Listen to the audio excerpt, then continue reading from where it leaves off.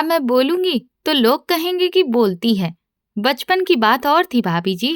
अब तो हालात वो नहीं रहे जो 20 साल पहले थे। तब हम जरूरतमंद थे और आपके एहसानों तले दबे हुए थे।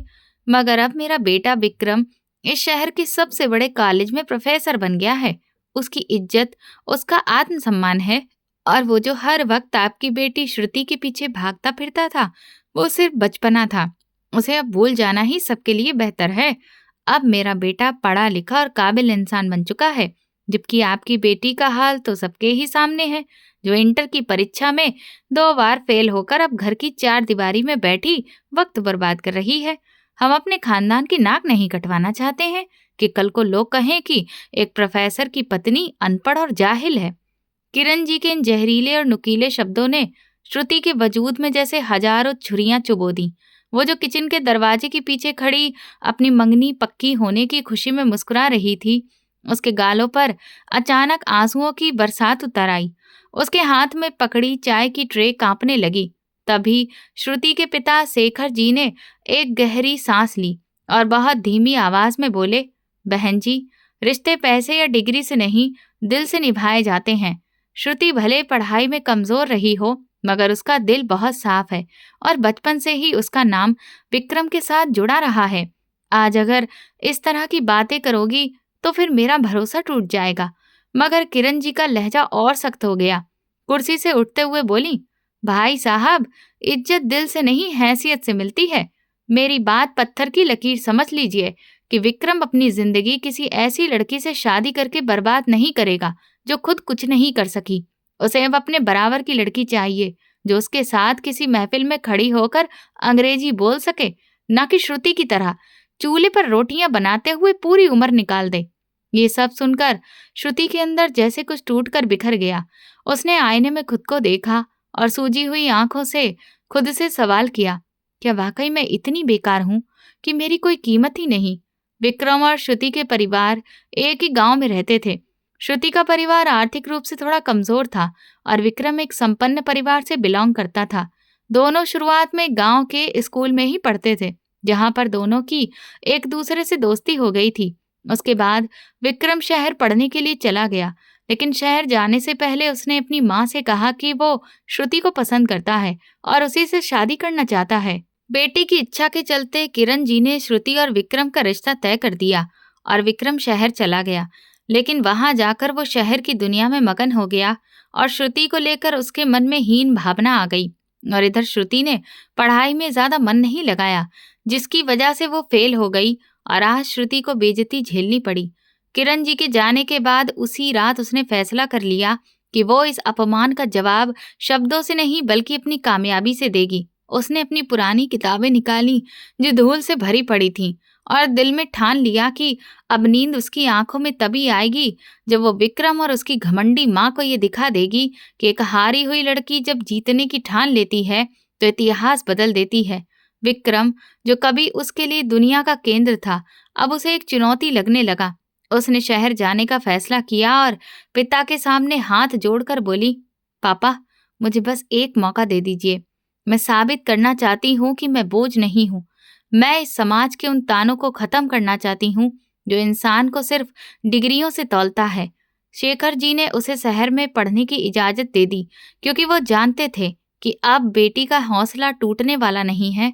अगले ही दिन श्रुति ने अपनी पुरानी किताबों को एक थैले में बांधा और कमरे का दरवाजा अंदर से बंद कर लिया। उसके कानों में अब भी आंटी की आवाजें गूंज रही थीं, जो उसके पिता से कह रही थी कि भाई साहब, इस लड़की को शहर भेजकर आप अपना पैसा और वक्त दोनों बर्बाद करेंगे। जो यहाँ गांव के स्कूल में 2 शब्द नहीं सीख पाई, वो बड़े शहर के कॉलेजों में भला क्या कर लेगी? श्रुति ने इन कड़वी बातों को अपने दिल में एक अमानत की तरह संभाल लिया। उसकी आंखों में अब आंसू नहीं थे, बल्कि एक ठंडी आग जल रही थी। उसने पिता के पास जाकर बहुत धीरे से कहा, पापा, मुझे बस एक मौका दे दीजिए। मैं कभी आपका सिर झुकने नहीं दूंगी। शेखर जी ने बेटी के सिर पर हाथ रखा और भर्राई आवाज में बोले, श्रुति बेटा, शहर की जिंदगी बहुत कठिन होती है। वहां कोई अपना नहीं होता और तुम तो कभी अकेले घर से बाहर भी नहीं निकली। ये सब कैसे करोगी? श्रुति ने पिता का हाथ थामकर जवाब दिया, जहाँ अपनों के शब्द इतने पराये हो जाएं, वहाँ शहर की अनजान दुनिया ज्यादा सुकून देती है। मुझे बस आपका आशीर्वाद चाहिए। मैं वहाँ अपनी पहचान बदल कर जाऊंगी, ताकि कोई मुझे वो नाकाम श्रुति ना कहे जो फेल हुई थी। अगले दिन वो अपने बैग में कुछ कपड़े, थोड़े सपने और ढेर सारी हिम्मत भरकर बस में जा बैठी। शहर पहुंचकर उसने एक छोटे से हॉस्टल में कमरा ले लिया, जहाँ की वार्डन रीता जी एक सख्त स्वभाव की महिला थीं। उन्होंने उसे ऊपर से नीचे तक देखते हुए पूछा, ए लड़की, तुम्हारा नाम क्या है और यहाँ किस मकसद से आई हो? श्रुति ने नजरें झुकाई और एक नया नाम चुनते हुए कहा, मेरा नाम नीलम है और मैं यहाँ सिर्फ पढ़ने आई हूँ। वार्डन रीता जी ने तंज भरी मुस्कान के साथ कहा, यहाँ सब यही कहकर आती हैं बेटी, मगर शहर की रोशनियां सब कुछ भुला देती है। नीलम ने हल्की तड़प के साथ जवाब दिया, आंटी, जिनके पीछे अंधेरे बहुत गहरे हों, उन्हें रोशनी से डर नहीं लगता। मुझे बस एक कोना दे दीजिए जहां मैं अपनी किताबें रख सकूं। इसके बाद उसकी लगातार चलने वाली संघर्ष भरी जिंदगी की शुरुआत हुई। जब नीलम ने कॉलेज में दाखिला लिया तो वहां की लड़कियां उसके सादे कपड़ों और खामोश रहने की आदत का मजाक उड़ाने लगीं। एक दिन एक अमीर घर की लड़की ने उसकी किताब छीन ली और हंसते हुए बोली, ए लड़की, तुम हर वक्त इन किताबों में ही क्यों घुसी रहती हो? क्या तुम्हें दुनिया की किसी और चीज से कोई मतलब नहीं? नीलम ने शांति से अपनी किताब वापस लेते हुए कहा, दिलचस्पी उसे होती है जिसके पास खोने को बहुत कुछ हो। मेरे पास तो सिर्फ पाने का रास्ता है और वो यही किताबें हैं। उसने अपनी पहचान इस तरह छुपा ली कि किसी को भनक तक नहीं लगी कि वो वही लड़की है जिसकी नाकामी के किस्से उसके गांव की गलियों में मशहूर थे। वो रात को हॉस्टल के किचन में काम करती ताकि अपनी फीस भर सके और दिन भर कॉलेज की लाइब्रेरी के एक कोने में बैठकर किताबों से दोस्ती करती रहती। एक रात उसकी रूममेट कीर्ति ने उससे पूछा, नीलम, तुम कभी घर फोन क्यों नहीं करती? क्या तुम्हें अपनी माँ की याद नहीं आती? नीलम खिड़की से बाहर अंधेरे को देखते हुए बोली, याद तो बहुत आती है कीर्ति, मगर अभी मेरी यादों पर कुछ लोगों की तौहीन का पहरा है। जब तक मैं उन तानों का जवाब अपनी कामयाबी से नहीं दे देती, तब तक मेरे लिए घर जाना मुमकिन नहीं। कीर्ति ने हैरानी से पूछा, क्या कोई किसी से इतनी नफरत भी कर सकता है? नीलम हल्की मुस्कान के साथ बोली, नफरत कमजोर लोग करते हैं, मजबूत लोग तौहीन करते हैं, और वही तौहीन आज मेरी सबसे बड़ी ताकत बन चुकी है। पढ़ाई के इस सफर में विक्रम का ख्याल अब उसके मन में एक पल के लिए भी नहीं आता था, क्योंकि वो समझ चुकी थी कि विक्रम की मोहब्बत सिर्फ एक बचपना था जिसकी कीमत उसे अपनी इज्जत और आत्मसम्मान से चुकानी पड़ी थी। एक दिन कॉलेज के प्रोफेसर क्लास में आए और बोले, हमारी क्लास में एक ऐसी छात्रा है जिसने सारे रिकॉर्ड तोड़ दिए हैं। नीलम, तुम स्टेज पर आकर सबको बताओ कि तुम्हारी इस कामयाबी का राज क्या है। नीलम जब खड़ी हुई तो उसकी आंखों के सामने अपने गांव का वही आंगन घूम गया जहां उसे नालायक कहकर ठुकराया गया था। उसने माइक पर बस इतना कहा, मेरी कामयाबी का राज वो दर्द है जो मुझे ऐसे इंसान ने दिया था जिसे मैं अपना समझती थी। मैंने ये सीखा कि इंसान का हुलिया बदलना आसान है, लेकिन अपनी आत्मा को मजबूत बनाना सबसे मुश्किल काम है। उसी दौरान उसे एक नामी यूनिवर्सिटी से आगे की पढ़ाई के लिए स्कॉलरशिप का ऑफर मिला तो उसकी आंखों से पहली बार खुशी के आंसू निकले। उसने उसी रात अपने पापा शेखर जी को चिट्ठी लिखी, पापा, अब आपका सिर गर्व से ऊंचा होने वाला है। मैंने वो कर दिखाया है जिसका सपना मैंने उस रात देखा था जब अपनों ने हम पर अपने दरवाजे बंद कर दिए थे। शहर की उस भीड़ में वो अब एक गुमनाम लड़की नहीं रही थी, बल्कि एक असरदार पहचान बनने के सफर पर निकल चुकी थी। और अब उसे ना तो किसी विक्रम की जरूरत थी और ना ही किसी आंटी के सहारे की। उसके लहजे में अब आत्मसम्मान की मजबूती थी और बातों में वो ठहराव आ गया था जो सिर्फ उन्हीं लोगों में होता है जो मुश्किलों की आग से होकर गुजरते हैं। उसने अपनी मेहनत के दम पर सिविल सर्विस की परीक्षा की तैयारी शुरू की और दिन रात एक कर दिए। जब लोग चैन की नींद सोते थे वो जाग कर पढ़ती थी, जब लोग घूमने निकलते थे वो फाइलों और किताबों के ढेर में डूबी रहती थी। उसका हर गुजरता दिन उसे उस मंजिल के और करीब ले जा रहा था जहां उसे किसी से बदला नहीं लेना था, बल्कि अपनी ऊंचाई से जवाब देना था। अब वो श्रुति नहीं रही थी जिसे कोई भी बात कहकर रुला देता था। अब वो नीलम बन चुकी थी, जिसकी आवाज में फैसला करने की ताकत थी और जिसके कदमों के नीचे कामयाबी की जमीन खुद ब खुद बिछती जा रही थी। उसका ये खामोश सफर अब एक ऐसी कहानी बन चुका था जो आने वाली पीढ़ियों के लिए मिसाल बनने वाली थी। वो अक्सर अकेले में खुद से कहती थी, देखो विक्रम, जिस घमंड में तुम प्रोफेसर बनकर घूमते थे, आज मैंने उसी घमंड की नींव हिला दी है। अब जब आमना सामना होगा तो तुम सिर्फ एक आम अध्यापक रहोगे और मैं कानून की वो ताकत बन चुकी होंगी जो हर गलत बात का जवाब देना जानती हो। उसकी ये खामोशी अब एक तूफान का रूप ले चुकी थी जो बहुत जल्द उसके गांव की हवा बदलने वाली थी। उसकी जीत का सूरज उगने ही वाला था। उसने अपनी सारी पुरानी यादों को जैसे एक संदूक में बंद कर दिया था, ताकि अब उसकी जिंदगी में सिर्फ भविष्य की रोशनी रहे और बीते कल की कोई परछाई उसे परेशान न कर सके। उसी दौरान शहर के एक बेहद महंगे मैरिज हॉल में रोशनी और रौनक बिखरी हुई थी, जहां गांव के एक अमीर परिवार की एक बड़ी शादी हो रही थी और वहीं विक्रम अपने कॉलेज के प्रोफेसर दोस्तों के बीच घिरा हुआ बड़े घमंड से बातें कर रहा था। उसने महंगा 3 पीस सूट पहन रखा था और उसका अंदाज ऐसा था जैसे वही दुनिया का सबसे बड़ा इंसान हो। उसी वक्त नीलम अपने पिता शेखर जी के साथ उस शादी में पहुंची। उसका पहनावा सादा था और चेहरे पर वही पुरानी सादगी थी, लेकिन अब उसकी आंखों में कमजोरी नहीं थी। विक्रम की नजरों में उसे पहचानने की कोई कोशिश तक नहीं थी, क्योंकि शादी उसके लिए सिर्फ फंक्शन था। वहीं खड़े खड़े विक्रम अपने दोस्तों से कह रहा था कि इंसान की पहचान उसकी संगत से होती है। मैंने तो पहले ही तय कर लिया था कि आगे बढ़ना है तो उन लोगों को पीछे छोड़ना होगा जो रास्ते में रुकावट बनते हैं, चाहे वे रिश्तेदार ही क्यों ना हो। उसका इशारा साफ तौर पर नीलम की तरफ था, जो पास ही खड़ी थी। तभी उसके एक दोस्त ने नीलम की ओर देखते हुए पूछा, विक्रम, ये लड़की कौन है जो बार बार तुम्हारी तरफ देख रही है? क्या कोई जानने वाली है? विक्रम ने नीलम पर एक ठंडी नजर डाली और बेरुखी से बोला, छोड़ो यार, कोई गांव की लड़की होगी। हमारे गांव में ऐसे बहुत से लोग हैं जिन्हें हम सिर्फ जरूरत के वक्त ही पहचानते हैं। ये सुनकर नीलम के दिल में जैसे किसी ने गहरी चोट कर दी। फिर भी उसने खुद को संभाला और हिम्मत करके विक्रम के पास गई, ताकि कम से कम उसे हेलो तो कह सके, और बहुत धीमी आवाज में बोली, विक्रम, कैसे हो और तुम्हारी नौकरी कैसी चल रही है? विक्रम ने उसकी बात का कोई जवाब देने की बजाय अपने हाथ में पकड़ा खाली गिलास उसकी तरफ बढ़ा दिया और बेहद अपमानजनक लहजे में बोला, ए लड़की, ये गिलास पकड़ो और जाकर देखो, अगर कोई वेटर मिल जाए तो उससे कहना कि मेरे दोस्तों के लिए ताजा जूस ले आए। श्रुति का हाथ गिलास पकड़ते हुए कांप गया। उसकी आंखें भर आईं और उसने रुंधी आवाज में कहा, विक्रम, मैं श्रुति हूँ। क्या तुम मेरा नाम भी भूल गए? विक्रम ने जोर से ठहाका लगाया और अपने दोस्तों की तरफ देखते हुए बोला, सुना तुम लोगों ने? ये अब भी वही पुरानी यादें लेकर घूम रही हैं। अरे मैडम, अब मैं शहर का जाना माना प्रोफेसर हूँ। मेरे पास इतना फालतू वक्त नहीं कि मैं तुम्हारे जैसी अनपढ़ और नाकाम लोगों के नाम याद रखूं।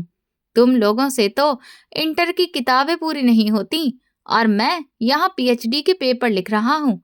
हमारे बीच अब इतनी दूरी आ चुकी है जिसे तुम कभी पार नहीं कर पाओगी। उसके दोस्त उसकी बातों पर हंसने लगे और एक दोस्त ने मजाक में कहा, प्रोफेसर साहब, लगता है आपका अतीत आपका पीछा नहीं छोड़ रहा। विक्रम ने तिरछी नजर से श्रुति को देखा और बोला, मेरा अतीत तो बहुत पहले खत्म हो चुका है। ये तो बस एक बोझ है जिसे मजबूरी में कभी कभी देखना पड़ता है। तुम यहाँ से जाओ और अपने पिता के पास बैठकर खाना खाओ। यहाँ पढ़े लिखे लोगों की महफिल है। तुम्हारा यहाँ खड़ा होना भी मुझे अजीब लग रहा है। श्रुति ने वो गिलास धीरे से मेज पर रखा और बिना कुछ कहे पलट गई। उसके कानों में विक्रम के शब्द हथौड़ी की तरह गूंज रहे थे कि तुम एक बोझ हो। विक्रम फिर से अपनी बातों में डूब गया और एक पल के लिए भी पीछे मुड़कर नहीं देखा कि उसने अपनी बचपन की साथी की आत्मा को कितनी गहरी चोट पहुंचाई है। वो दोस्तों से कह रहा था कि मैंने अपनी माँ से साफ कह दिया है कि मेरे लिए ऐसी लड़की ढूंढें जो कम से कम गोल्ड मेडलिस्ट हो, क्योंकि एक प्रोफेसर की पत्नी को भी प्रोफेसर जैसी ही दिखना चाहिए। दूर खड़ी श्रुति ये सब सुन रही थी। उसने अपने आंसू पोंछे और दिल में ठान लिया कि आज के बाद विक्रम का नाम उसके लिए सिर्फ एक सबक होगा। उसे साफ महसूस हो गया था कि विक्रम का घमंड उसे अंधा कर चुका है और वो अब किसी रिश्ते की कदर नहीं समझता। उसी वक्त विक्रम की माँ किरणजीवी वहां आ गईं और श्रुति को तिरस्कार भरी नजरों से देखते हुए बोली, देख लिया श्रुति, मेरा बेटा आज किस मुकाम पर है। अब वो तुम्हारे जैसी लड़कियों को गिलास पकड़ाने के लायक भी नहीं समझता। इसीलिए बेहतर है अपनी औकात में रहो और हमारे घर के सपने देखना छोड़ दो।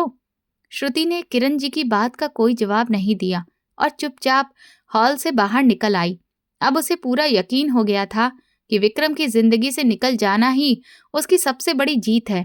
उसी रात नीलम यानी कि श्रुति ने अपनी डायरी में लिखा, विक्रम शुक्रिया, तुमने मुझे बोझ कहकर मेरी जिंदगी का सबसे बड़ा रास्ता दिखा दिया। अब मैं तुम्हें अपनी कामयाबी का वो नजारा दिखाऊंगी कि जब तुम मेरी तरफ देखोगे तो तुम्हारा घमंड खुद टूट जाएगा। उस रात दीवारों से टकराते अपमान के शब्दों ने श्रुति को और मजबूत बना दिया था। वो कमजोर लड़की नहीं रही थी जिसे किसी सहारे की जरूरत हो। अब वो खुद अपना सहारा बनने के लिए पूरी तरह तैयार थी, जिसे विक्रम ने बोझ समझकर अपनी जिंदगी से निकाल दिया था। उसे ये अंदाजा भी नहीं था कि वही बोझ एक दिन उसके पूरे करियर के लिए सबसे बड़ी चुनौती बनकर सामने आएगा। विक्रम का दिखावटी ज्ञान और उसका बनावटी रुतबा उस रात अपने चरम पर था, मगर उसे जरा भी अंदाजा नहीं था कि कर्मों का पहिया घूम चुका है और बहुत जल्द उसे एक एक बात का हिसाब देना होगा। हर उस ताने का, हर उस अपमान का जो उसने श्रुति की पढ़ाई और उसकी गरीबी पर कसा था। शहर की उस ठंडी रात में श्रुति ने अपने पिता शेखर जी का हाथ थामकर बहुत दृढ़ आवाज में कहा, पापा, अब मैं यहाँ से तब तक वापस नहीं लौटूंगी जब तक खुद को साबित ना कर दूं।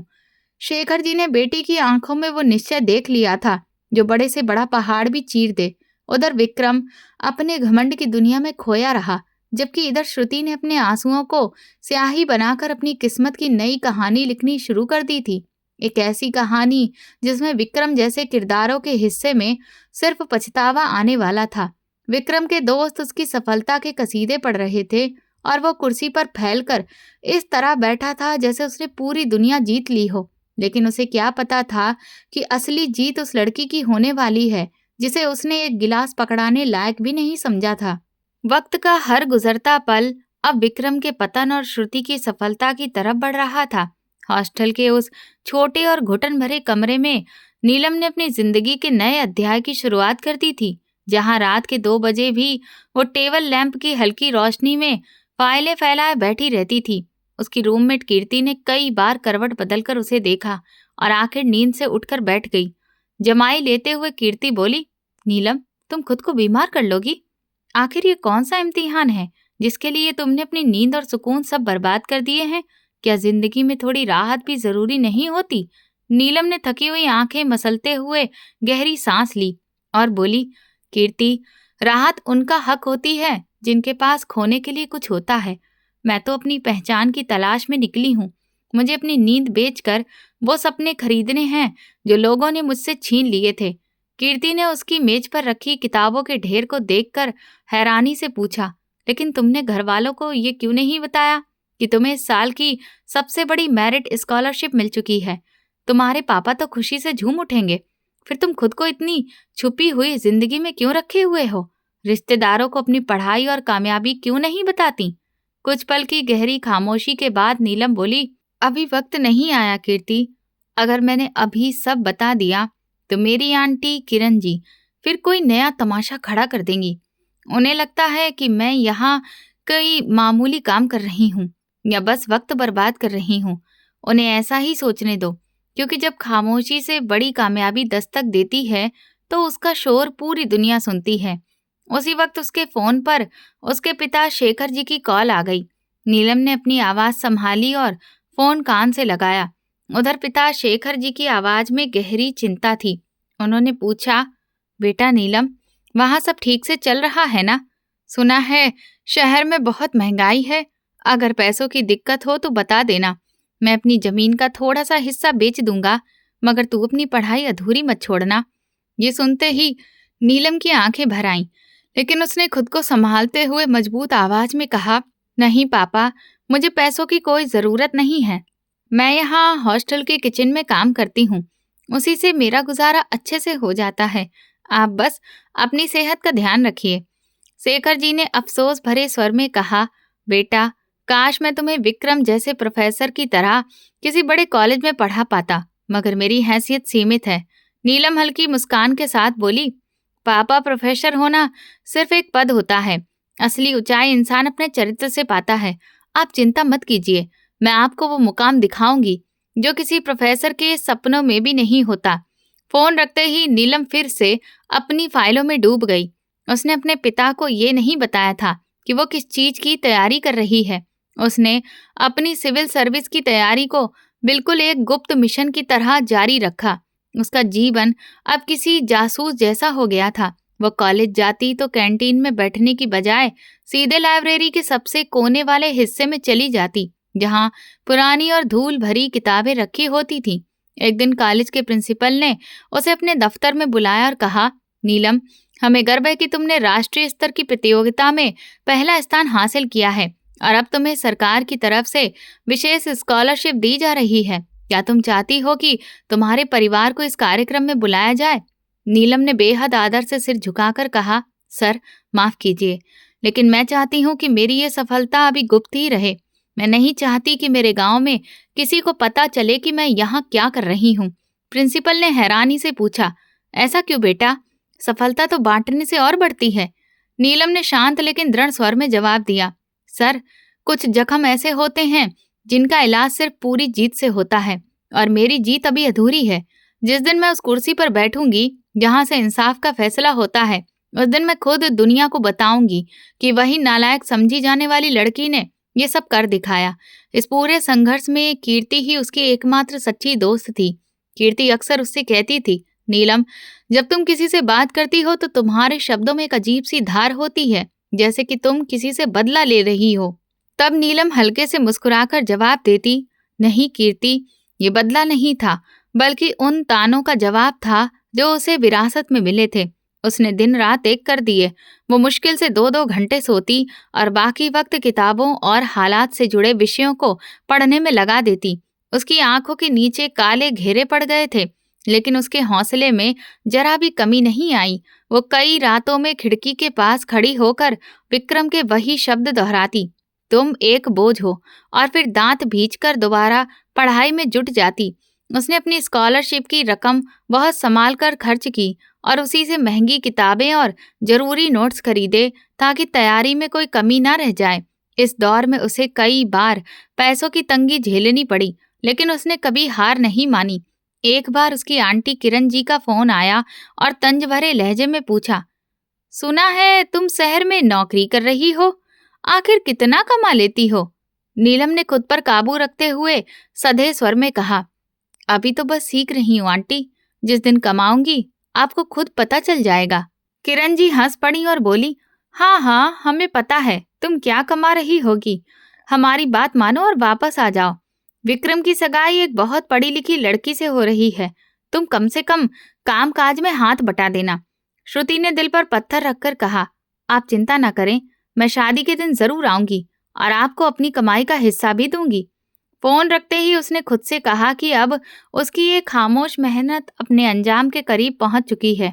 उसने अपनी तैयारी पूरी कर ली थी, परीक्षा हो चुकी थी और अब बस परीक्षा के नतीजों का इंतजार था। उसे पता था कि उसकी चुप्पी एक ऐसे तूफान की आहट है जो विक्रम के घमंड और किरण जी की तौहीन को हमेशा के लिए शांत कर देगा। उसकी रातों की मेहनत ने उसे इतनी ताकत दे दी थी कि अब उसे किसी सहारे की जरूरत नहीं थी। वो अकेले ही एक फौज बन चुकी थी जो अपने साथ हुई हर बेइज्जती का जवाब देने के लिए तैयार थी। श्रुति की ये कहानी इस बात की गवाही थी कि जब कोई लड़की अपनी तौहीन को अपनी ताकत बना लेती है तो उसे गिराने वाला कोई नहीं होता। उसने अपनी सारी उपलब्धियों को एक फाइल में सहेज कर रखा था और उस फाइल का नाम उसने रखा था मेरा जवाब। ये जवाब अब बहुत जल्द सबके सामने आने वाला था और उसकी खामोश मेहनत अपनी मंजिल के बिल्कुल करीब पहुंच चुकी थी। आखिरकार उसकी मेहनत रंग ले आई। 6 महीने बाद शहर के सरकारी कॉलेज का विशाल हॉल आज फूलों और रंग बिरंगी झंडियों से सजा हुआ था। जहां सालाना पुरस्कार वितरण समारोह पूरे शबाब पर था। विक्रम, जो इस कॉलेज का सबसे चर्चित प्रोफेसर माना जाता था, स्टेज के बीचों बीच खड़ा अपने जूनियर अध्यापकों और छात्रों पर रौब झाड़ रहा था। उसके चेहरे पर वही पुराना घमंड था जो वक्त के साथ और गहरा हो गया था। उसने कलाई पर बंधी घड़ी देखते हुए गुस्से में एक स्टाफ मेंबर से कहा, अरे भाई, अभी तक सोफों की व्यवस्था ठीक नहीं हुई। तुम्हें पता भी है आज हमारी खास मेहमान कौन है? इस जिले की नई एसपी मैडम आ रही हैं, जिनका नाम उनके सख्त अनुशासन के लिए मशहूर है। अगर उन्हें जरा सी भी अव्यवस्था दिख गई तो पूरे कॉलेज की बदनामी तय है। विक्रम के पास खड़े एक दूसरे प्रोफेसर ने मुस्कुराते हुए कहा, अरे विक्रम जी, आप बेकार ही चिंता कर रहे हैं। आपकी मौजूदगी में कोई गड़बड़ कैसे हो सकती है? आखिर आप ही तो हैं इस कार्यक्रम के इंचार्ज और आपकी व्यवस्था पूरे शहर में मिसाल मानी जाती है। विक्रम ने अपनी टाई ठीक की और गर्व से बोला, वो तो है, मैं किसी भी काम में लापरवाही बर्दाश्त नहीं करता। वैसे सुना है एसपी मैडम बहुत कम उम्र की हैं, पहले ही प्रयास में सिविल सर्विस का एग्जाम टॉप किया है। काश हमारे कॉलेज में भी ऐसे होनहार लोग होते। यहाँ तो लोग 12वीं पास करने में ही उम्र गुजार देते हैं। उसका इशारा आज भी तंज के रूप में श्रुति की तरफ था, जिसे उसने बरसों पहले अपनी जिंदगी से बाहर निकाल दिया था। हॉल के पीछे बैठे कुछ छात्र आपस में धीमी आवाज में बातें कर रहे थे कि आज प्रोफेसर विक्रम कुछ ज्यादा ही उत्साहित लग रहे हैं। शायद किसी बड़ी उपलब्धि का इंतजार है या फिर वो चीफ गेस्ट को प्रभावित करना चाहते हैं। तभी अचानक हॉल के मुख्य दरवाजे की तरफ हलचल हुई और बाहर से पुलिस की गाड़ियों की आवाज पास आने लगी। विक्रम ने गहरी सांस ली और कोट के बटन बंद करते हुए स्वागत टीम से कहा, सब लोग लाइन में खड़े हो जाओ और जैसे ही मैडम अंदर आए फूल बरसाना शुरू कर देना। किसी के चेहरे पर तनाव नहीं दिखना चाहिए। तभी कॉलेज का चपरासी हांफता हुआ आया और बोला, सर, गाड़ियां गेट पर पहुंच गई हैं। प्रोटोकॉल ऑफिसर कह रहे हैं कि मैडम अभी हॉल में प्रवेश करेंगी। विक्रम ने एक बार फिर पूरे हॉल पर नजर डाली। उसे लगा जैसे माहौल में एक अजीब सी बेचैनी है और दिल की धड़कन अपने आप तेज हो गई है। उसने सोचा, शायद इतने बड़े अफसर के स्वागत का दबाव है। उसने ऊंची आवाज में कहा, सभी छात्र शांत रहें और अपनी अपनी सीटों पर सीधे बैठ जाएं। हमारी खास मेहमान आ रही हैं। पूरे हॉल में सन्नाटा छा गया और सबकी नजरें उस बड़े दरवाजे पर टिक गईं जहां से एसपी को अंदर आना था। विक्रम स्टेज से नीचे उतरा और गुलदस्ता लेकर ठीक सामने खड़ा हो गया। उसके मन में इस वक्त सिर्फ अपनी प्रतिष्ठा, अपना पद घूम रहा था। तभी दरवाजा खुला, पुलिसकर्मियों ने रास्ता बनाया और गहरे नीले रंग की साड़ी पहने एक गरिमामयी महिला हॉल में दाखिल हुई। उसके चेहरे पर ऐसा आत्मविश्वास और तेज था कि लोग खुद ब खुद सम्मान में खड़े हो गए। विक्रम ने मुस्कुराते हुए सिर झुकाया और गुलदस्ता आगे बढ़ाया, लेकिन जैसे ही उसकी नजर सामने खड़ी महिला के चेहरे पर पड़ी, उसके हाथ ठंडे पड़ गए और जुबान जैसे तालू से चिपक गई। सामने श्रुति खड़ी थी, वही श्रुति जिसे उसने कभी बोझ और नाकाबिल कहकर ठुकरा दिया था। श्रुति की आंखों में अब डर नहीं, बल्कि एक ऐसी चमक थी जो विक्रम के सारे घमंड को तोड़ रही थी। श्रुति ने बहुत शांति से उसके कांपते हाथों से गुलदस्ता लिया और हल्की मगर सदी हुई मुस्कान के साथ कहा, धन्यवाद प्रोफेसर साहब। सुना है आप इस कार्यक्रम के आयोजक हैं। उम्मीद है यहाँ का अनुशासन भी वैसा ही होगा जैसा आप हमेशा बोलते आए हैं। विक्रम के गले में जैसे कुछ अटक गया और वो चाहकर भी एक शब्द नहीं बोल पाया। उसे लगा पूरा हॉल घूम रहा है। तभी पास खड़े प्रोफेसर ने हैरानी से उसके कंधे पर हाथ रखते हुए कहा, विक्रम जी, क्या हो गया आपको? आप अचानक ऐसे चुप क्यों हो गए? चलिए मैडम को स्टेज तक लेकर चलते हैं। विक्रम लड़खड़ाते कदमों के साथ श्रुति को रास्ता देता हुआ खुद पीछे चलने लगा और श्रुति पूरे सम्मान और आत्मविश्वास के साथ स्टेज की ओर बढ़ गई। उसके पीछे चलते हुए विक्रम को अपनी पूरी जिंदगी किसी फिल्म की तरह नजर आने लगी। वो ताने, वो अपमान भरे शब्द और वो जुमले जो उसने कभी श्रुति पर कसे थे, आज वही सब उसके अपने चेहरे पर जोरदार तमाचों की तरह पड़ रहे थे। हॉल में मौजूद हर व्यक्ति श्रुति के व्यक्तित्व से प्रभावित था और विक्रम को ऐसा लग रहा था जैसे उसे सबके सामने खड़ा करके सजा दी जा रही हो। उसके मन में बार बार यही सवाल उठ रहा था कि आखिर ये कैसे मुमकिन है कि जिसे वो कभी 12वीं पास भी ना कर पाने वाली लड़की समझता था, वो आज इतनी बड़ी अधिकारी बन चुकी है और उसे इसकी भनक तक नहीं लगी। श्रुति ने स्टेज पर पहुंचकर माइक संभाला और जैसे ही उसने बोलना शुरू किया, उसकी आवाज में एक अजीब सा आत्मविश्वास और दृढ़ता थी। उसने कहा, यहाँ मौजूद सभी आदरणीय शिक्षक और प्रिय विद्यार्थियों को मेरा नमस्कार। आज मैं यहाँ सिर्फ एक अधिकारी के रूप में नहीं, बल्कि एक उदाहरण बनकर आई हूँ कि जब किसी लड़की को नाकाबिल कहकर ठुकरा दिया जाता है, तब भी अगर उसका इरादा मजबूत हो तो किस्मत को बदलने में ज्यादा वक्त नहीं लगता। स्टेज के एक कोने में खड़ा विक्रम पसीने से तर हो रहा था। उसे अपनी जिंदगी की सबसे बड़ी हार साफ नजर आ रही थी। अब उसे समझ आ रहा था कि हॉल में फैली हुई बेचैनी असल में उसके पतन की आहट थी और श्रुति की जीत का ऐलान, जिसने आज उसके पूरे घमंड को मिट्टी में मिला दिया था। विक्रम को एहसास हुआ कि आज वो इस समारोह का सितारा नहीं, बल्कि एक टूटा हुआ तारा है, जिसकी रोशनी श्रुति की कामयाबी के सामने पूरी तरह फीकी पड़ चुकी है। श्रुति अब स्टेज की बीच वाली कुर्सी पर बैठ चुकी थी और पूरे हॉल पर एक शांत लेकिन मजबूत नजर डाल रही थी, जबकि विक्रम की हालत उस अपराधी जैसी थी जिसे सजा सुनाए जाने से पहले कटघरे में खड़ा कर दिया गया हो। वो बार बार अपने माथे से पसीना पोंछ रहा था और उसके दिल में तूफान मचा हुआ था कि आखिर ये सब कैसे और कब हो गया। किसी तरह हिम्मत जुटाकर जब विक्रम श्रुति के पास से गुजरा तो उसने बहुत धीमी आवाज में कहा, श्रुति, ये तुम ही हो ना? क्या मैं सच में तुम्हें देख रहा हूँ या कोई सपना देख रहा हूँ? श्रुति ने अपनी फाइल से नजरें हटाकर विक्रम की तरफ ऐसे देखा जैसे वो उसे पहचानती ही ना हो और बेहद पेशेवर लहजे में बोली, माफ कीजिए मिस्टर विक्रम, ये एक सरकारी कार्यक्रम है और इस तरह से निजी बातें करना अनुशासन के खिलाफ है। विक्रम को ऐसा लगा जैसे किसी ने उसके चेहरे पर ठंडा पानी डाल दिया हो। वो तड़प कर बोला, श्रुति, मैं विक्रम हूँ, तुम्हारा अपना, तुम्हारा मंगेतर। क्या तुम सब कुछ भूल गई? श्रुति ने गहरी सांस ली और शांत लेकिन सख्त आवाज में कहा, मेरी यादों में सिर्फ वही लोग सुरक्षित हैं जो रिश्तों की इज्जत करना जानते हैं और जिनका चरित्र ऊंचा होता है। बाकी सब मेरे लिए किसी बंद फाइल के बेजान कागजों जैसे हैं। विक्रम के पैरों तले से जैसे जमीन खिसक गई। उसे वो वक्त याद आने लगा जब वो श्रुति को तुच्छ समझकर पुकारता था और आज वही लड़की उसे उसके नाम और औकात का एहसास करा रही थी। इसी दौरान हॉल में मौजूद एक प्रोफेसर ने आगे बढ़कर श्रुति से पूछा, मैडम, क्या आप विक्रम को पहले से जानती हैं? इनका चेहरा देखकर ही ऐसा लग रहा है कि बहुत हैरान है।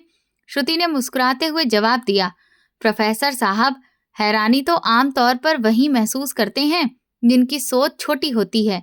मैं बस ये देख रही हूँ कि इस कॉलेज का स्तर क्या है, जहाँ शिक्षक अपने मेहमानों का स्वागत करने की बजाय उनकी जिंदगी के किस्सों में दिलचस्पी रखते हैं। विक्रम को ऐसा महसूस हुआ जैसे उसे पूरे हॉल में कोड़े मार रहे हो। वो वहां से हटकर पीछे की ओर चला गया, जहां उसकी माँ यानी किरण जी अभी तक सदमे की हालत में बैठी थी। उन्होंने विक्रम का हाथ पकड़कर लचीली आवाज में कहा, विक्रम बेटा, ये वही लड़की है ना जिसे हमने घर से निकाल दिया था? इतनी बड़ी अधिकारी कैसे बन गई? कहीं ये कोई धोखा तो नहीं? विक्रम ने अपनी माँ का हाथ झटकते हुए गुस्से से कहा, अम्मा, अब इन बातों का कोई फायदा नहीं है। आपकी इस जुबान ने मेरा तो सब कुछ ही बर्बाद कर दिया है। आज जो कुर्सी पर बैठी है, वहां तक पहुंचने के लिए उसने कितना सफर किया है ये मैं नहीं जानता, मगर उसकी आंखों की सर्दी बता रही है कि उसने हम सबको अपने दिल से निकाल फेंका है और हिचकिचाई भी नहीं है।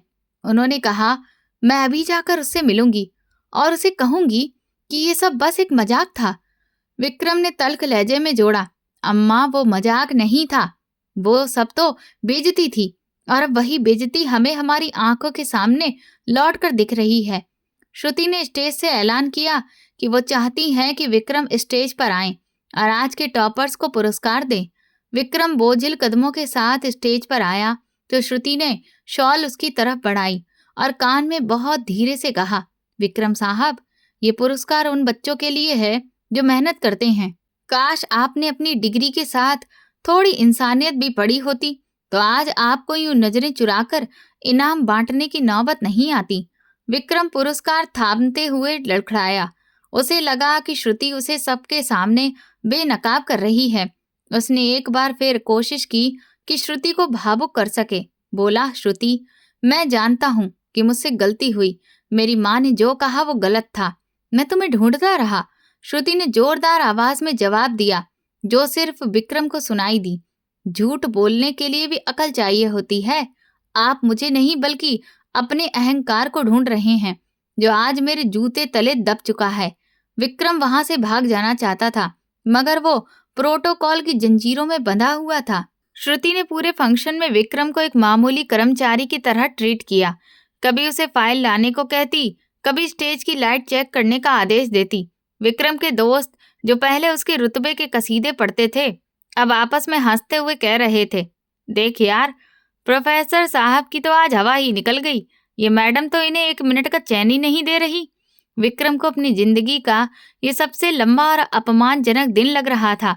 उसे बार बार वो मंजर याद आ रहा था जब उसने कभी श्रुति को शादी हॉल में पानी का गिलास पकड़ाया था, और आज वही श्रुति उसे फाइलों के ढेर में उलझाकर अपनी ताकत का एहसास दिला रही थी।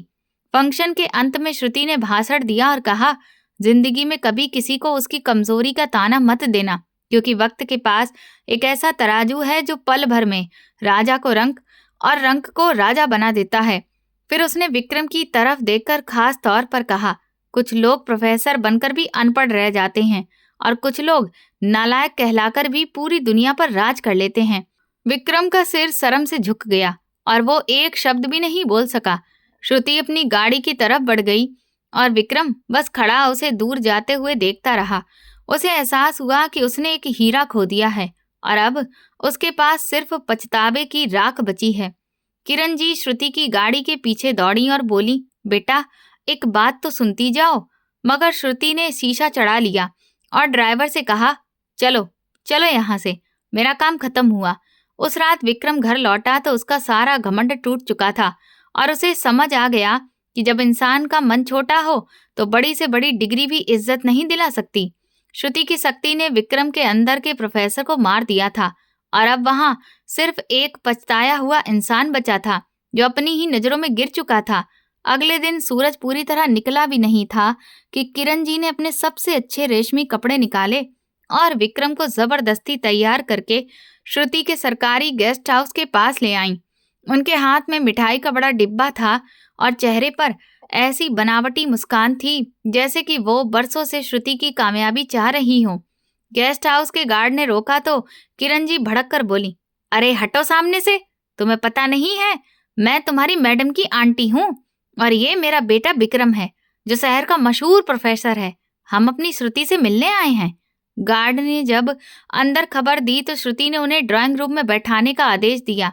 कुछ मिनट के बाद जब श्रुति वहां आई तो उसके कदमों में ऐसा आत्मविश्वास था कि किरण जी खुद ब खुद खड़ी हो गईं और आगे बढ़कर उसे छूने की कोशिश करने लगी।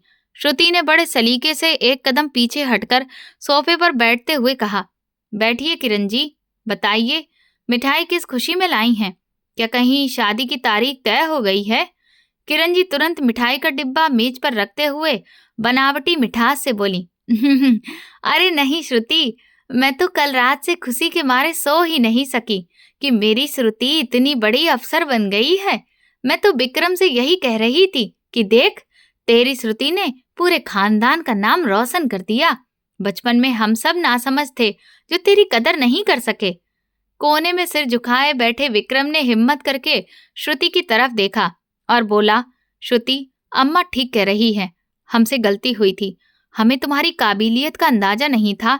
मैं आज भी उस रिश्ते पर कायम हूँ जो हमारे बड़ों ने बचपन में तय किया था। मैं तुम्हें वो सारी खुशियां दूंगा जो पहले नहीं दे सका।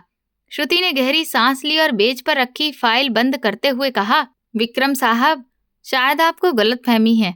बचपन में मैं सचमुच नादान थी और समझती थी कि रिश्ते प्यार से निभाए जाते हैं, मगर आपकी माँ ने मुझे सिखाया कि रिश्ते डिग्री और ओहदे के तराजू पर तोले जाते हैं। किरण जी तुरंत बोली, अरे नहीं श्रुति, मैंने तो तुम्हें आगे पढ़ाने के लिए डांटा था। देखो, मेरी शक्ति की वजह से ही तो तुम आज यहाँ पहुंची हो। अब पुरानी बातें छोड़ो और शादी की तारीख तय करो। विक्रम प्रोफेसर है और तुम बड़ी अफसर हो। तुम दोनों की जोड़ी पूरे शहर में मिसाल बनेगी। श्रुति के होठों पर एक तीखी मुस्कान आई और उसने किरण जी की आंखों में देखते हुए कहा, किरण जी, मुझे आपके वो शब्द आज भी याद हैं। मेरा बेटा प्रोफेसर बन जाएगा और तुम्हारी नालायक बेटी तो इंटर में 2 बार फेल हो चुकी है। हम ये रिश्ता करके अपनी नाक नहीं कटवाएंगे। याद है ना आपको? किरण जी का चेहरा सफेद पड़ गया और वो हकलाने लगी। वो तो गुस्से में कह दिया था। श्रुति ने हाथ के इशारे से उन्हें चुप कराया और सख्त लहजे में बोली, किरण जी, आप मुझसे रिश्ता नहीं जोड़ना चाहती हैं। आप मेरे ओहदे से रिश्ता जोड़ना चाहती हैं। जब मैं कुछ नहीं थी तब आपने अपने बेटे की सगाई किसी और लड़की से करवा दी जो प्रोफेसर थी, और आज आप मुझे श्रुति नहीं एसपी के तौर पर देख रही हैं। तो आप चाहती हैं कि आपके बेटे की शादी एसपी से हो जाए, लेकिन मैं अधिकारी होकर आपके बेटे से शादी क्यों करूंगी, जो ना एक अच्छा इंसान है और ना ही मेरे ओहदे के बराबर, और अब मेरे दिल में उसके लिए कोई मोहब्बत भी नहीं है। फिर मैं ये रिश्ता क्यों जोड़ूं? मैं तो किसी ऐसे इंसान से शादी करूंगी जिसे मोहब्बत की कदर पता हो, जिसके अंदर इंसानियत हो, जो दूसरों की इज्जत करना जानता हो। मुझे अपना स्तर गिराने का शौक नहीं है और ना ही ऐसा रिश्ता करके अपने पद की इज्जत दांव पर लगाने की जरूरत है। लोग क्या कहेंगे कि एक ए ग्रेड की अफसर ने एक छोटी सोच वाले इंसान से शादी कर ली? विक्रम तड़प कर बोला, श्रुति, क्या तुम हमारी मोहब्बत का मजाक उड़ा रही हो? क्या तुम सब कुछ भूल जाओगी? श्रुति कुर्सी से उठते हुए बोली, प्यार तो आपने उसी दिन खत्म कर दिया था जिस दिन आपने मुझे शादी हॉल में पानी का गिलास पकड़ाया था। अब यहाँ सिर्फ तिरस्कार बाकी है, और सच्चाई ये है कि अब आप मेरे लायक नहीं हैं। किरण जी रोते हुए बोली, श्रुति, ऐसा मत करो। श्रुति ने दरवाजे की तरफ इशारा करते हुए कहा, आंटी जी, अब आप जाइए, मुझे बहुत जरूरी काम निपटाने हैं। और हाँ, ये मिठाई भी ले जाइए, क्योंकि मुझे आपके हाथ का स्वाद कड़वा लगता है। विक्रम और उसकी माँ जब गेस्ट हाउस से बाहर निकले तो उनके चेहरों पर लालच और बेइज्जती साफ झलक रही थी। श्रुति ने खिड़की से उन्हें जाते देखा और एक लंबी सांस ली। उसे लगा जैसे आज उसके सीने से वो बोझ उतर गया हो जो बरसों से उसे चैन से जीने नहीं देता था। उसे आज समझ आ गया था कि जब इंसान खुद को पहचान लेता है तो दुनिया के सारे ओहदे उसके सामने छोटे पड़ जाते हैं और लालची रिश्तों की कीमत एक कौड़ी से ज्यादा नहीं होती। अगले दिन श्रुति अपने दफ्तर की बड़ी मेज पर फैली फाइलों को बहुत ध्यान से देख रही थी, जिनमें कॉलेज के फंड और परीक्षा के पेपर बेचने से जुड़े गंभीर खुलासे दर्ज थे। उसने सामने खड़े इंस्पेक्टर से पूछा, क्या तुम इस बात को पक्के तौर पर मानते हो कि प्रोफेसर विक्रम इन सारी गड़बड़ियों में मुख्य आरोपी है? इंस्पेक्टर ने सिर झुकाकर कहा, जी मैडम, सारे ठोस सबूत उसी की तरफ इशारा करते हैं। ये लोग पैसे लेकर पेपर लीक करवाते हैं और कॉलेज की लाइब्रेरी के नाम पर आने वाले लाखों रुपए भी अपने निजी खाते में डलवाते हैं। श्रुति के होठों पर हल्की मुस्कान आई और उसने आदेश दिया, कल सुबह विक्रम को पूछताछ के लिए मेरे ऑफिस में लाया जाए। अगले दिन जब विक्रम बिना हथकड़ी लेकिन 2 सिपाहियों के साथ श्रुति के सामने पेश हुआ तो उसका चेहरा पीला पड़ चुका था। श्रुति कुर्सी पर पीछे टिकते हुए शांत आवाज में बोली, बताइए प्रोफेसर साहब, रिश्तों की सौदेबाजी के बाद अब आपने शिक्षा जैसे पेशे को भी नहीं छोड़ा। विक्रम घबराकर बोला, श्रुति, ये सब झूठ है, मेरे खिलाफ साजिश है। मैं ईमानदार शिक्षक हूँ। तुम पुराने बदले में मेरी इज्जत खराब कर रही हो। श्रुति ने एक मोटी फाइल उसके सामने पटकते हुए सख्त लहजे में कहा, बदला लेने के लिए मुझे इतनी मेहनत की जरूरत नहीं थी। विक्रम जी, ये रसीदें आपके हस्ताक्षर वाली हैं और ये बैंक स्टेटमेंट साफ बता रही है कि एक प्रोफेसर की तनख्वाह से इतनी दौलत कैसे आ सकती है कि आप शहर के सबसे महंगे इलाके में बंगला खरीद लें, वो भी बिना लोन के। विक्रम की जुबान लड़खड़ा गई और वो कुर्सी पर ढेर हो गया। रोते हुए बोला, श्रुति, मुझे माफ कर दो। मेरी माँ जीते जी मर जाएगी अगर उसे पता चला कि मैं जेल जा रहा हूँ। श्रुति मेज पर झुककर उसकी आंखों में देखते हुए बोली, जब आप गरीब छात्रों का भविष्य बेच रहे थे तब आपको अपनी माँ की इज्जत का ख्याल क्यों नहीं आया? आपने मुझे नालायक कहा था क्योंकि मैं एक परीक्षा में फेल हुई थी, मगर आप तो जिंदगी की परीक्षा में फेल हो चुके हैं। आपकी सारी होशियारी रेत की दीवार साबित हुई। विक्रम हाथ जोड़कर बोला, मैं सब कुछ वापस कर दूंगा, बस आप ये केस आगे मत बढ़ाइए, मैं आपके पैर पड़ता हूँ। श्रुति ने नफरत से मुंह फेरते हुए कहा, कानून के पैर नहीं होते प्रोफेसर साहब, उसके हाथ होते हैं, जो अब आपके गिरे बांध तक पहुंच चुके हैं। जिस घमंड पर आपने मुझे बोझ समझा था, आज वही घमंड आपकी करतूतों के नीचे दबकर टूट रहा है। उसी पल विक्रम को अपनी औकात का सही अंदाजा हुआ, जब श्रुति ने फोन उठाकर आदेश दिया कि इस आरोपी को हवालात भेज दिया जाए। विक्रम की चीखें और गिड़गिड़ाहट श्रुति के दफ्तर की दीवारों से टकराकर लौट रही थी, मगर श्रुति का दिल पत्थर का बन चुका था, क्योंकि वो जानती थी कि ऐसे लोग समाज के लिए जहर होते हैं। उसने साबित कर दिया कि सच्ची कामयाबी सिर्फ पद में नहीं, ईमानदारी में होती है, और ये अंजाम उन सबके लिए सबक था जो दूसरों को नीचा दिखाकर खुद को बहुत बड़ा समझते हैं। श्रुति खिड़की से बाहर देखते हुए सोच रही थी कि आज उसके पिता की इज्जत सच में लौट आई है, क्योंकि सच ने झूठ को बेनकाब कर दिया था और डिग्रियों के पीछे छुपा चेहरा दुनिया के सामने आ चुका था। रात की चादर पूरे शहर पर फैल चुकी थी। सरकारी गेस्ट हाउस के बगीचे में पीली लाइट के नीचे विक्रम एक परछाई की तरह श्रुति का इंतजार कर रहा था। जब श्रुति अपनी सरकारी व्यस्तताओं से लौटकर गाड़ी से उतरी तो उसकी नजर उस टूटे हुए इंसान पर पड़ी। विक्रम कांपती आवाज में बोला, श्रुति, क्या 1 मिनट रुक सकती हो? श्रुति ने अपने सुरक्षा कर्मियों को पीछे रहने का इशारा किया और सख्त लहजे में कहा, प्रोफेसर साहब, इस वक्त आपका यहाँ होना कानून के खिलाफ है। क्या आपको अभी भी अपनी हालत का अंदाजा नहीं है? विक्रम आंखों से आंसू पोंछते हुए बोला, मुझे जितनी सजा देनी है दे दो, मुझे जेल भेज दो, मेरी सारी संपत्ति ले लो, मगर मेरी आंखों से अपने लिए वो नफरत हटा दो जो मुझे अंदर से जला रही है। मैं मानता हूँ मैं बहुत घटिया इंसान साबित हुआ। मैंने तुम्हारे प्यार की कदर नहीं की और घमंड को अपना सब कुछ बना लिया। मुझे माफ कर दो श्रुति, मैं वही विक्रम हूँ जो कभी तुम्हारे लिए तितलियां पकड़ा करता था। श्रुति ने गहरी सांस ली, आसमान की तरफ देखा और कड़वी मुस्कान के साथ बोली, विक्रम, माफी मांगना कितना आसान है। क्या तुम्हें वो रात याद है जब तुम्हारी माँ ने मेरे पिता का अपमान किया था और तुम चुपचाप खड़े मुस्कुरा रहे थे? क्या तुम्हें याद है जब मैंने शहर आने के लिए बस का किराया जुटाने को अपनी माँ का आखिरी गहना बेच दिया था? विक्रम सिसकते हुए बोला, श्रुति, मैं अंधा हो गया था। मेरी डिग्रियों ने मुझे अंधा कर दिया था। मैं समझता था कि तुम नालायक हो। श्रुति ने उसकी बात काटते हुए शांत स्वर में कहा, नालायक मैं नहीं थी, नालायक तुम्हारी सोच थी, जिसने एक रिश्ते को सिर्फ डिग्रियों के तराजू पर तोला। तुम आज मेरी आंखों में आंसू देखकर समझते हो कि मैं कमजोर पड़ जाऊंगी? श्रुति ने सख्त आवाज में कहा, जिंदगी सिर्फ जुदाई के आंसुओं से नहीं चलती, बल्कि उस खून पसीने की मेहनत से बनती है जो मैंने इन 5 सालों में की है। जब तुम एयर कंडीशनर कमरों में बैठकर मेरे फेल होने के किस्से सुनाते थे, तब मैं शहर की सड़कों पर ठोकरें खा रही थी। मैंने भूख सही है, मैंने लोगों की कड़वी बातें सुनी हैं और अपनी आत्मा को मारकर ये मुकाम हासिल किया है। विक्रम तड़प कर बोला, मैं तुम्हारे हर जख्म का मुआवजा दूंगा, बस एक बार कह दो कि तुम मुझे माफ कर देती हो। श्रुति पीछे हटते हुए बोली, विक्रम, मैं सिर्फ इंसाफ करूंगी। तुमने जो जुर्म किया है उसकी सजा तुम्हें भुगतनी होगी, और कुछ जख्म ऐसे होते हैं जो भर भी जाएं तो उनकी निशानी इंसान को जिंदगी भर याद दिलाती रहती है कि किसके साथ चलना है और किसे पीछे छोड़ना है। विक्रम रोते हुए बोला, क्या तुम्हें मुझ पर जरा भी तरस नहीं आता? श्रुति ने कहा, तरस कमजोरों पर खाया जाता है, और तुम इतने कमजोर हो चुके हो कि तुम पर तरस खाना भी वक्त की बर्बादी है। मुझे याद है जब तुमने मुझे पानी का गिलास पकड़ाया था और तुमने मुझे अपमान से देखा था। आज वही गिलास टूट चुका है और उसके टुकड़े तुम्हारी किस्मत में चुभ रहे हैं। विक्रम ने सिर झुका लिया और बोला, तुम बदल गई हो श्रुति, तुम वो नहीं रही। श्रुति ने आखिरी बार उसकी तरफ देखकर कहा, हाँ, मैं बदल गई हूँ, क्योंकि मुझे बदलने वाला कोई और नहीं, तुम खुद थे। तुम्हारी ठोकरों ने मुझे वो रास्ता दिखाया जिस पर चलकर मैं आज इस मुकाम पर हूँ जहाँ से तुम मुझे बहुत छोटे नजर आते हो।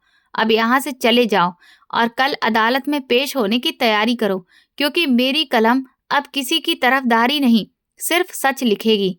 विक्रम अंधेरे में खोता चला गया और श्रुति वहीं खड़ी अपनी उस कामयाबी की सच्चाई को महसूस करती रही जो उसे बहुत बड़ी कीमत चुकाकर ही मिली थी। उस रात चांदनी में श्रुति का चेहरा चट्टान की तरह मजबूत दिख रहा था, जबकि विक्रम का झुका हुआ सिर उसे एक जिंदा लाश बना चुका था। अगले दिन अदालत की कार्रवाई शुरू होने से कुछ मिनट पहले श्रुति ने विक्रम को अपने निजी केबिन में बुलाया। कमरे की खामोशी उसके दिल की धड़कनों से भी भारी थी। विक्रम कुर्सी के किनारे बैठा अपने कांपते हाथ छुपाने की कोशिश कर रहा था। तभी श्रुति ने मेज पर रखी उसकी गिरफ्तारी की फाइल उठाकर गंभीरता से कहा, विक्रम, क्या तुम्हें लगता है कि मैंने ये सब सिर्फ इसलिए किया क्योंकि तुमने मेरा दिल तोड़ा था? कांपती आवाज में उसने जवाब दिया, श्रुति, मैं जानता हूँ मैंने बहुत गलत किया। तुम जो भी करोगी वो तुम्हारा हक है। श्रुति ने ठंडी सांस लेकर फाइल बंद की और कहा, अगर ये सिर्फ मेरा निजी बदला होता तो मैं उसी दिन तुम्हें सड़क पर बेइज्जत कर देती जिस दिन मैं इस शहर में आई थी। लेकिन मेरा मकसद उससे कहीं बड़ा था। मैंने ये सब उन सैकड़ों लड़कियों के लिए किया है जिन्हें तुम जैसे लोग सिर्फ एक डिग्री ना होने की वजह से नालायक कह देते हो और उनके सपनों का गला घोट देते हो। जब तुम किसी को अनपढ़ कहते हो तो तुम सिर्फ उसे नहीं बल्कि उसकी पूरी आने वाली पीढ़ी को निराशा में धकेल देते हो। मैंने खुद को इसलिए बदला ताकि मैं उन लड़कियों की आवाज बन सकूं जिन्हें समाज कमजोर समझता है। विक्रम ने शर्म से सिर झुका लिया और बोला, मुझे जो सजा देनी है दे दो, मगर इस नफरत से मुझे मत मारो। श्रुति ने फाइल उसकी तरफ बढ़ाते हुए कहा, विक्रम, इन कागजात में तुम्हारे खिलाफ इतने सबूत हैं कि तुम्हारी पूरी जिंदगी सलाखों के पीछे गुजर सकती है, मगर आज मैं तुम्हें गिरफ्तार नहीं कर रही हूँ। विक्रम ने हैरानी से आंखें उठाकर पूछा, क्या तुम मुझे माफ कर रही हो? श्रुति ने कड़वी मुस्कान के साथ जवाब दिया, नहीं विक्रम, मैं तुम्हें गिरफ्तार नहीं कर रही बल्कि तुम्हें ऐसी जेल में डाल रही हूँ जहां से कोई रिहा नहीं हो सकता, और वो जेल है तुम्हारा अपना जमीर। मैं तुम्हें तुम्हारे जमीर के हवाले करती हूँ। जब भी तुम आईने में अपना चेहरा देखोगे तुम्हें वो सारे बच्चे याद आएंगे जिनके हक पर तुमने डाका डाला था, और वो श्रुति याद आएगी जिसे तुमने पैरों तले रौंद दिया था। तुम्हारी सबसे बड़ी सजा ये होगी कि तुम आजाद होकर भी एक अपराधी की तरह जियोगे, और ये बोझ तुम्हें कभी चैन से नहीं जीने देगा। विक्रम की आंखों से आंसू बहने लगे। वो भारी आवाज में बोला, श्रुति, तुमने मुझे माफ न करके मुझे जीते जी मार दिया है। काश तुम मुझे जेल भेज देती तो शायद मेरा बोझ हल्का हो जाता। श्रुति ने मुंह फेर लिया और कहा, अब यहाँ से चले जाओ, हमारा साथ यहीं खत्म होता है। इस बात के 2 दिन बाद पूरे शहर में खबर फैल गई कि प्रोफेसर विक्रम ने अपने पद से इस्तीफा दे दिया है और गुमनामी की जिंदगी जीने कहीं दूर चला गया है। इस्तीफा देते समय उसने बस इतना कहा, जो शिक्षा इंसानियत ना सिखाए वो शिक्षा नहीं बल्कि अज्ञान का बोझ है, और मैं अब इस बोझ को और नहीं ढो सकता। श्रुति अपनी सरकारी गाड़ी में नए मिशन की तरफ जा रही थी। रास्ते में उसे किरण जी खड़ी दिखी, जिन्होंने हाथ जोड़कर माफी मांगनी चाही, मगर श्रुति ने शीशा नीचे नहीं किया और नजरें सड़क पर टिकाए रखी। उसे महसूस हुआ कि बदला पूरा हो चुका है, मगर दिल में खुशी नहीं बल्कि एक सुकून था जो बता रहा था कि रिश्ते बराबरी से नहीं सोच से निभते हैं। उसने ड्राइवर से कहा, गाड़ी तेज चलाओ, मुझे अभी बहुत सी नालायक कही जाने वाली लड़कियों के सपनों को सच करना है। नीलम अब अपनी मंजिल की ओर बढ़ रही थी और पीछे छूट चुका अतीत वक्त की धूल बन चुका था। श्रुति की गाड़ी हाईवे पर दौड़ती हुई आगे बढ़ रही थी। उसने एक बार पीछे मुड़कर अपने अतीत की तरफ देखा और मुस्कुराकर खुद से कहा, बचपन की बातें अलग थीं। अब मैं वो श्रुति हूँ जिसने अपनी हारी हुई बाजी को मेहनत से जीत में बदल दिया है, और मेरी कहानी हर उस इंसान के लिए मिसाल बनेगी जो दूसरों को छोटा समझकर खुद को बड़ा बनाने की कोशिश करता है। अगले दिन श्रुति अपने गांव पहुंची, जहां सभी ने उसका स्वागत किया। श्रुति के माँ बाप का कद गर्व से और ऊंचा हो गया था। श्रुति अपने माँ बाप को लेकर शहर आ गई थी और अब वे भी उसी के साथ रहने लगे थे। श्रुति ने तय कर लिया था कि अब वो किसी ऐसे इंसान को ही अपना जीवन साथी बनाएगी जो अच्छा इंसान हो और अमीर गरीब, पढ़े लिखे या कम पढ़े लिखे, हर इंसान की इज्जत करना जानता हो, जो उसकी मोहब्बत और मेहनत की कदर करे। कहानी का ये अंत सबके लिए सीख था, क्योंकि श्रुति ने किसी से बदला नहीं लिया बल्कि खुद को उस मुकाम पर खड़ा किया जहां उसे किसी की मंजूरी की जरूरत नहीं थी। उसने साबित कर दिया कि जब एक औरत ठान ले तो अपनी कमजोरियों को अपनी सबसे बड़ी ताकत बना लेती है, और समाज के ताने उसके कदमों की धूल से ज्यादा कुछ नहीं होते। 1 साल बाद श्रुति कुछ यूपीएससी के स्टूडेंट्स को मोटिवेट करने के लिए एक कोचिंग इंस्टीट्यूट में पहुंची, जहां उसकी मुलाकात राहुल नाम के एक स्टूडेंट से हुई। राहुल काफी गरीब था और कई सालों से यूपीएससी की तैयारी कर रहा था। इस साल उसका आखिरी अटेम्प्ट था। उसने श्रुति से रिक्वेस्ट की, मैंने सुना है कि आपने बहुत कम सुविधाओं में मेहनत करके एक ही बार में यूपीएससी क्लियर कर लिया था। क्या आप मुझे कुछ गाइडेंस दे सकती हैं? मुझे इसकी बहुत ज़रूरत है। श्रुति को राहुल के अंदर वो लगन दिखाई दी जो एक वफादार अधिकारी बनने के लिए जरूरी होती है। उसने उसे अपने ऑफिस में आने को कहा। राहुल अगले ही दिन श्रुति से मिलने गया। श्रुति ने उससे कहा कि वो उसकी मदद करेगी और रोज जब तक एग्जाम नहीं हो जाता 1 घंटे का समय उसे देगी। अब राहुल रोज श्रुति के बंगले पर पहुंचने लगा। श्रुति उसकी एग्जाम की तैयारी में मदद करती थी। राहुल एक बहुत ही मेहनती और ईमानदार इंसान था। श्रुति धीरे धीरे राहुल को पसंद करने लगी, लेकिन वो अपने दिल की बात अभी नहीं कह पाई। वो सोचती थी कि अगर अभी उसने ये सब कहा तो राहुल का ध्यान पढ़ाई से भटक सकता है, और वो उसे डिस्टर्ब नहीं करना चाहती थी क्योंकि ये उसका आखिरी अटेम्प्ट था। उधर राहुल भी श्रुति से प्यार करने लगा था, लेकिन वो भी अपने मन की बात उससे नहीं कह पा रहा था क्योंकि वो डर रहा था कि अभी वो एक साधारण गरीब इंसान है। पता नहीं श्रुति उसे एक्सेप्ट करेगी या नहीं। इसीलिए उसने भी तय किया कि पहले एग्जाम अच्छे से हो जाए। अगर उसने यूपीएससी क्लियर कर लिया तो वो श्रुति से अपने दिल की बात कह देगा, नहीं तो वो चुपचाप श्रुति की जिंदगी से चला जाएगा। और फिर वो दिन भी आ गया जब राहुल का एग्जाम हो गया और वो श्रुति को बताने आया कि उसका एग्जाम कैसा हुआ था। श्रुति जो राहुल का बेसब्री से इंतजार कर रही थी, राहुल को देखते ही उत्साहित हो गई और उससे पूछा कि आखिर तुम्हारा पेपर कैसा गया। राहुल ने कहा, पेपर तो अच्छा गया, लेकिन देखो किस्मत साथ देती है या नहीं, क्योंकि पिछले कई अटेम्प्ट्स मेरे कभी 1 नंबर से तो कभी 2 नंबर से बेकार चले गए। राहुल थोड़ा निराश हो गया। ये देखकर श्रुति ने राहुल का हाथ अपने हाथ में ले लिया, जिससे राहुल चौंक गया। श्रुति बोली, तुम्हें निराश होने की जरूरत नहीं है, तुमने पूरी मेहनत की है। अगर तुम्हारी किस्मत में लिखा होगा तो ये अटेम्प्ट तुम पास कर लोगे, और अगर ऐसा नहीं भी हो पाया तो भी निराश मत होना, क्योंकि तुमने अपनी तरफ से पूरा प्रयास किया है और जीवन सिर्फ एक ही रास्ते पर आकर नहीं रुकता। अगर एक रास्ता बंद होता है तो दूसरे सारे रास्ते खोलने पड़ते हैं और जिंदगी में आगे बढ़ना पड़ता है।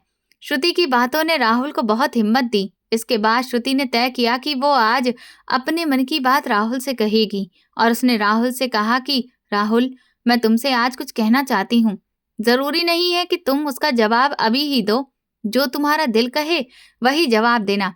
राहुल खामोशी से श्रुति की आंखों में देखता रहा और मन ही मन सोचने लगा कि अगर वो पास नहीं हुआ तो कहीं श्रुति को ना देना पड़े। लेकिन श्रुति के मुंह से निकले शब्द सीधे राहुल के दिल तक पहुंच गए। श्रुति ने कहा कि राहुल, मैं तुम्हें पसंद करती हूँ, क्या तुम मेरे जीवन साथी बनना चाहोगे? ये सुनकर राहुल को यकीन नहीं हुआ कि एक एसपी एक स्ट्रगलर से अपने प्यार का इजहार कर रही है।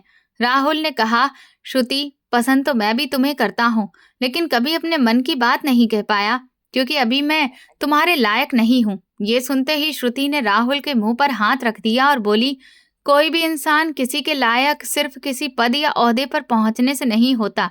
एक अच्छा जीवन साथी बनने के लिए अच्छा इंसान होना जरूरी है, और तुम एक अच्छे इंसान हो, ये मुझे पता है। तुम मेहनती हो, और जो मेहनत करना जानते हैं वो जिंदगी में कुछ ना कुछ तो कर ही लेते हैं। तुम अगर यूपीएससी क्लियर कर लोगे तो भी तुम मेरे लायक हो, और अगर नहीं करोगे तो भी तुम मेरे लायक हो, क्योंकि तुम जिंदगी की पढ़ाई में पास हो चुके हो और तुम्हारे संस्कार, तुम्हारी इंसानियत और मोहब्बत को समझने की काबिलियत मेरे लिए सबसे बड़ी बात है। राहुल ने श्रुति को गले से लगा लिया और कहा, तुम्हारे इस हौसले ने मेरे लड़खड़ाते कदमों को मजबूती दे दी है, और अब मैं जिंदगी की लड़ाई में कभी हार नहीं मानूंगा।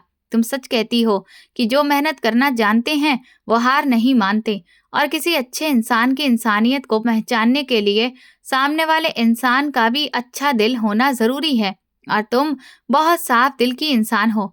तभी तो इतने बड़े पद पर होने के बावजूद तुमने एक साधारण से संघर्षरत इंसान को सिर्फ उसकी इंसानियत और मेहनत के कारण अपने लायक समझा। तुमने पैसों से ज्यादा प्यार को महत्व दिया, जो आज की दुनिया में बहुत कम लोग करते हैं। मैं खुद को खुशनसीब मानता हूँ कि तुमने मुझे अपना जीवन साथी चुना। और 1 महीने के बाद यूपीएससी का रिजल्ट आया, जिसमें राहुल अच्छे अंकों के साथ पास हो गया। उसकी रैंक भी काफी अच्छी आई। अब सिर्फ इंटरव्यू बाकी था, लेकिन उससे पहले ही श्रुति ने राहुल के साथ धूमधाम से सगाई कर ली और इंटरव्यू की तैयारी में भी उसकी पूरी मदद की। अंततः राहुल का डीएम के पद पर चयन हो गया और देश को श्रुति और राहुल के रूप में दो वफादार अधिकारी मिले और दो सच्चे दिल एक रिश्ते में बंध गए। धूमधाम से श्रुति और राहुल की शादी हुई और दोनों की जिंदगी खुशियों से भर गई। दोस्तों, हर इंसान के लिए इंसानियत बहुत जरूरी है। जीवन के किसी भी दौर में इंसान को अपने अंदर की इंसानियत मरने नहीं देनी चाहिए। और पढ़ाई हर इंसान के लिए जरूरी है, क्योंकि ये आत्मसम्मान को मजबूत करती है और समाज में पहचान दिलाती है। इसलिए अपनी पढ़ाई को महत्व दें और अपने जीवन को बेहतर बनाएं। आपको ये कहानी कैसी लगी और आप किस शहर से ये कहानी सुन रहे हैं, हमें कमेंट सेक्शन में जरूर बताएं।